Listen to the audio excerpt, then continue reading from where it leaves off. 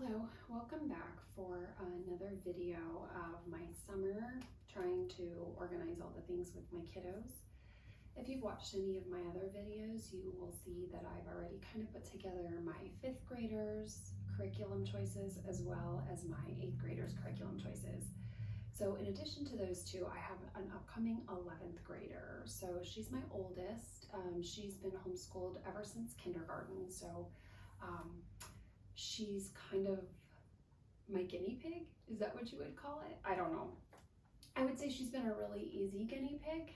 She's made the process very easy, and I find with her, now that she's getting a little older, she kind of has a little more say-so in the direction that her future is heading as far as her interests go and the goals that she wants to pursue. So it does get easier planning things out as they get older. And as you can see by this stack here, it's actually fairly small. And I'm going to explain that because this is actually going to be her first year dual enrolling at a local college. She's going to be taking, let's see, that's the first course here, college composition. And it's just a blank folder at this point, but it says college comp, and so she will be getting college credit for that, but it will also be counting as her 11th grade English credit. So the reason that my stack is so small is because since this is her first college course that we begin late in August for her, I want to be able to gauge her workload and just kind of feel out if she's going to move forward with different college courses for the following semester in the spring. So my thoughts are, if the English course does go well for her, she will be taking her science course in the spring, the second semester, as a college course. So then she will have an English course and a science course through the college, which will double as high school credit as well as English credit. High school credit as well as college credit for her English and her science courses. So that's why my stack is fairly small, because I wanted to kind of gauge her workload with this English course starting in the fall before we kind of started throwing a bunch of different curriculum at her. So we'll start the year with the college English course, and she will also be taking a math here at home.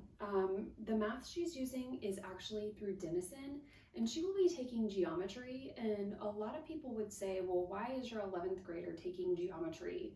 Wouldn't that be taken in 10th grade? And the answer is sometimes. But for us, she completed Algebra 1 in 9th grade and then Algebra 2 in 10th grade because we needed her scores for dual enrollment to be met by a certain criteria so she could dual enroll, and there wasn't much geometry on the test. There was more Algebra 2. So we did the path of Algebra 1, Algebra 2, and now geometry, which I think will be nice for her because she is starting college classes, and geometry tends to be a lighter math load for some kids, at least for her anyways. I know algebra was really rough for her. So we're excited for her to begin Denison geometry. She's done very well with this program and actually enjoys the course. So that is a win in my book. So the second course that the third course, first would be the college English class. The second is her geometry class. And the third course she will be taking here at home is going to be American government. Now, I'm only going to honor half of a credit for this because the workload will be fairly light.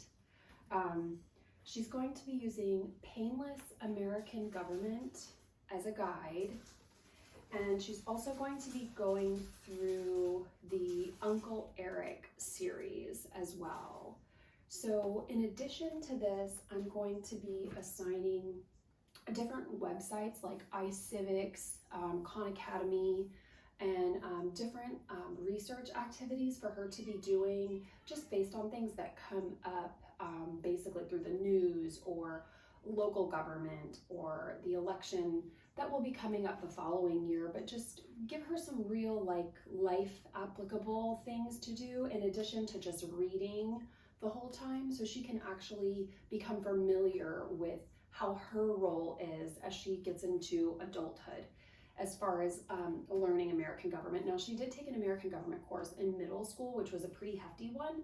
So I think that's where I'm going a little light on it this year, but leaning more into the self-directed learning with her American government course. And I think I may add one more of the Uncle Eric books into this stack, so she at least, I feel good about the half credit that she'll be earning. So half credit American government is added to that list. She will also be taking an elective course, which actually will fulfill a fine arts credit for her. And she's going to be using Florida Virtual School for this. She's going to take a digital art course.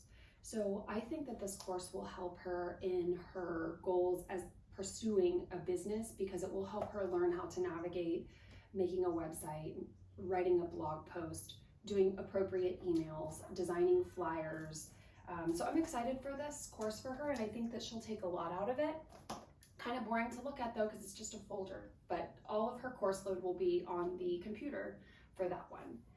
And the last course she will be taking, we are really excited about this. It's going to be an elective credit. I'm using Seven Sisters Career Exploration, and basically I printed it all up and put it into a notebook, and it's basically just walks her through different interests, different goals that she could be setting for herself, how to find out what her strengths and weaknesses are, how to write a personal mission statement, how to write a resume, how to market your job skills, writing cover letters. So I think that this is going to be a really exciting course for her, because she does have a part-time job working as a stable hand at a local equestrian center. So she does have dreams of owning her own equine related business one day. So in addition to this, to honor her the credit, I'm giving her a full credit in this between this course, her actual hands-on work study that she's doing at her job, and she's going to be completing this book, Starting and Running Your Own Horse Business, Marketing Strategies, Money-Saving Tips, and Profitable Program Ideas, including how-tos on a bunch of different topics within the equine profession. So this I actually got off of Amazon. It's a really great book that walks them through a lot of different things about running an equine business. So in combination with her career exploration class, I think that'll be a great help for her as she actually starts to run her own business in the next year. Now, again, we will feel out after the holidays if she's going to be taking a science through the college to earn credit. So then that will count as her science for the year. And we're not quite sure which one she would end up taking, thinking possibly an environmental science or an astronomy course. So we're not quite sure yet. But I hope this was inspiring to you. This is actually the space that my teenager uses to do a lot of her inside work. And when I say inside work, I mean, I do give her a lot of credit for having her job and being out in, we have a barn, so she takes care of her own horses and trains them here in addition to working at the facility down the street. So she's able to get a lot of hands-on learning, which I consider a huge part for education. So hopefully this was inspiring to you. Thank you so much for watching, and I hope you're enjoying your summer.